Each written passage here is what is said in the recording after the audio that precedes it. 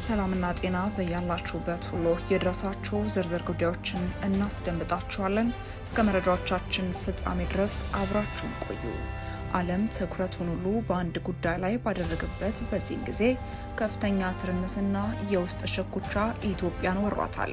በህወሓት ውስጥ ያለው ክፍፍል ከፌዴራል መንግስቱ ጋር ያለው እሰጥ አገባ ወደ ከፍተኛ ውጥረት እየተሸጋገረ ነው። ከአመራሮቹ ሽኩቻ አንስቶ እስከ ፌዴራል መንግስት ድረስ ያለው ውጥረት ሌላ የሚያጋግለው አጀንዳ አግኝቶ እየተቀጣጠለ ነው። በዶክተር ደብረጽዮንና በአቶ ጌታቸው ረዳ መካከል ያለው የአመራር ፉክክር የጊዜያዊ አስተዳደሩ ላይ ግልጽ የሆነ መስተጓጎል ሲፈጥር እንደቆየ ይታወቃል።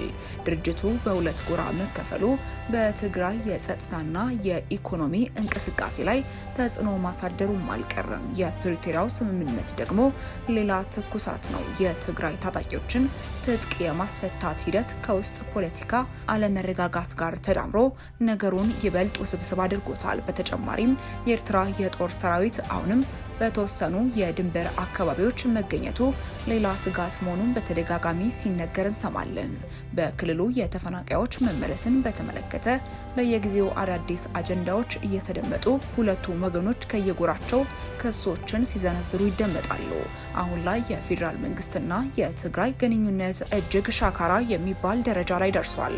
ጠቅላዩ ከትግራይ አመራሮች ጋር ያላቸው ግንኙነት የሰላምም የጥንቃቄም እንደሆነ ይነገራል።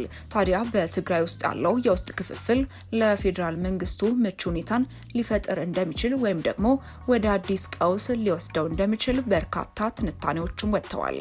እናም አሁን ላይ በተሰማው መረጃ የፌዴራል መንግስት የመከላከያ ሰራዊቱን ወደ ክልሉ ሊያስገባ እንደወሰነ የተገለጸ ሲሆን ይህ ደግሞ የጦርነቱ ጅማሮ እንደሆነም ይገመታል። መከላከያ ሰራዊቱን ወደ ክልሉ መግባቱ በስምምነቱ መሰረት የፌዴራል መንግስቱ በድንበር አካባቢዎችና እንደ አየር ማረፊያዎች ባሉ ስትራቴጂካዊ ተቋማት ላይ ያለውን የበላይነት ለማረጋገጥ ያለመ ነው ተብሎም ይገመታል። እናም ሰራዊቱ ወደ ክልሉ የሚዘልቀው ከኤርትራ ጋር ያለውን ድንበር ለመጠበቅና የኤርትራ ጦር ከኢትዮጵያ ግዛት እንዲወጣ ጫና ለማድረግ ነው። የሰራዊቱ ወደ ትግራይ ክልል መግባት በአንድ በኩል ስምምነቱን ተግባራዊ ለማድረግ ቢረዳም በሌላ በኩል ግን በትግራይ ታጣቂዎች ዘንድ ያለ መከላከያ እንቀራለን የሚል ስጋትንም ፈጥሮ እንደነበር የሚታወስ ነው።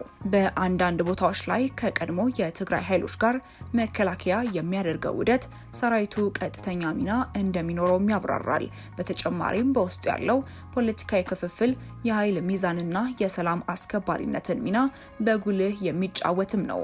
በህወሓት አመራሮች መካከል ያለው አለመግባባት በተጠናከረበት በዚህ ወቅት ሰራዊቱ በክልሉ መገኘቱ በክልሉ ፖለቲካ ላይ ያለውን ተጽዕኖም ያሳድገዋል። በሁለቱ የህወሓት ኃይሎች መካከል ሊፈጠር የሚችለው ግጭትን ለመፍታት መከላከያ እንደ ዋስትና እየታየ መሆኑም ይገለጻል። በአጠቃላይ አሁን እየታየ እንዳለው በተለይም አፍሪካን ኮንፊደንሻል እንዳተተው የመከላከያ ሰራዊት ወደ ትግራይ መግባት እንደ አንድ የሰላም ስምምነት አካል ቢመለከተውም ሂደቱ ግን በክልሉ ካለው የውስጥ የፖለቲካ ሽኩቻ ጋር ተያይዞ ከፍተኛ ጥንቃቄ የሚጠይቅ መሆኑን በትንታኔው ያስጠነቅቃል። ከሁሉ በላይ በአሁኑ ወቅት ትልቅ የስጋት ምንጭ የሆነው የህወሓት የውስጥ መከፋፈል ነው። በዶክተር ደብረጽዮንና በጌታቸው ረዳ መካከል ያለው ክፍፍል ወደ ታችኛው የካድሬና የጸጥታ መዋቅርም ወርዷል። ሁለቱም ወገኖች የራሳቸው ደጋፊ የታጠቀ ኃይል ካሰለፉ በትግራይ ከተሞች ውስጥ የእርስ በርስ ግጭት ሊቀሰቀስ ይችላል የሚል ከባድ ስጋትም አለ። በክልሉ ያሉ የአስተዳደር መጓተቶችም የጸጥታ ክፍተት ሊፈጥሩ እንደሚችሉ በማስጠንቀቂያዎችም በተደጋጋሚ ይነገራል። እንደ ተቀጣጣይ ቦምብ የሚታየው ጉዳይ ደግሞ የይገባኛል ጥያቄ ያለባቸው አካባቢዎች ጉዳይ ነው። አካባቢዎቹን በተመለከተ ያለው ውጥረት በሰላም ካልተፈታ በክልል ኃይሎች መካከል ድንገተኛ ግጭት ሊፈጠር ይችላል። የተፈናቃዮች አለመመለስ ግጭቱን ዳግም ሊያገረሸው እንደሚችል ከፍተኛ ስጋትም አለ።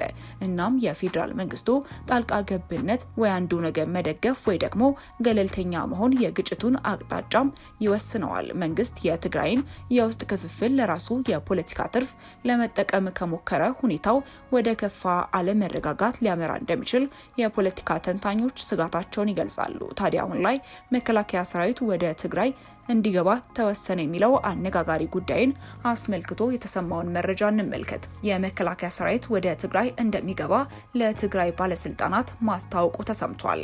አፍሪካን ኮንፊደንሻል ለጉዳዩ ቅርበት ያላቸው ምንጮቹ ሹክ አሉኝ ሲል ባወጣው ዘገባ የፌዴራሉ መንግስት በትግራይ ያሉ የመከላከያ ካምፖቹን ለመቆጣጠር ሰራዊቱን ወደ ክልሉ እንደሚያሰማራ ለክልሉ ኃላፊዎችም አሳውቋል ብሏል። ይህ እርምጃ የአፍሪካን ቀንድ ትኩሳት ሊያቀጣጥለው ይችላል የሚል ስጋትንም አብራርቷል።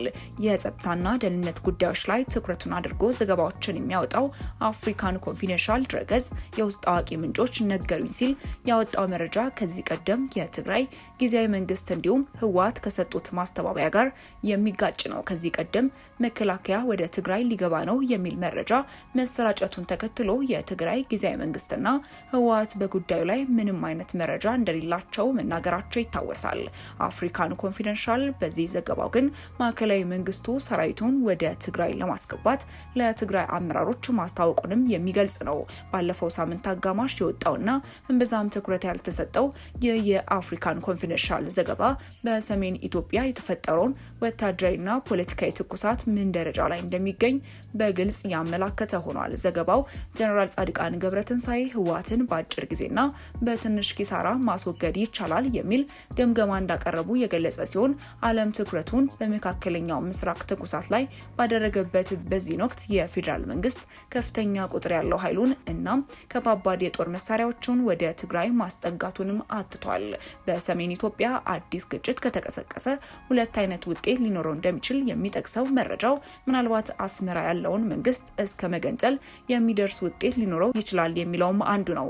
እርምጃው ከከሸፈ ደግሞ በኢትዮጵያ የአማጺዎች እንቅስቃሴ እየተጠናከረ እንደሚሄድም እድል ሊፈጥር ይችላል ተብሏል። ውድ ተመልካቾቻችን ለሰዓቱ የነበረን መረጃ ይህንን ይመስል ነበር። አብራችሁን ስለነበራችሁ እጅግ አድርገን እናመሰግናለን። በቀጣይ እስክንገናኝ ድረስ መልካም ቆይታ።